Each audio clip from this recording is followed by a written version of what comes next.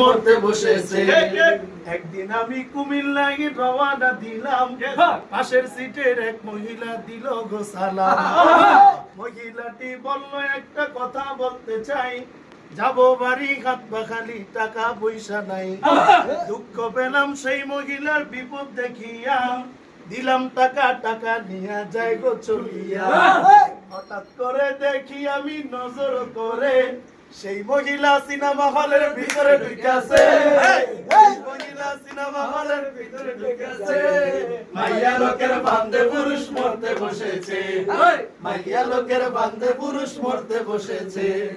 প্রাণ প্রিয় দোস্ত আমার আক্কাস আলী ভাই, বিয়ার জন্য ভালো একটা মেয়ে খুঁজে তাই। অনেক খুঁজে সেই রকম এক ভালো মেয়ে পায়, আক্কাস ভাই মেয়েটিকে বিয়ে করে নেয়। সেই মেয়েটির নাম ছিল পরাণে রাখি, পারি পাড়ার সবার দ্বারে ছিল গো লক্ষ্মী। আক্কাস ভাই বিয়ের পরে বিদেশ চলে যায়, দেখতে দেখতে 6টা মাস পার হয়ে যায়।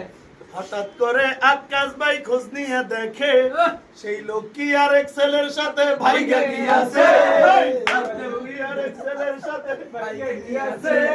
মাইয়া লোকের বান্ধে পুরুষ মরতে বসেছে। মাইয়া লোকের বান্ধে পুরুষ মরতে বসেছে।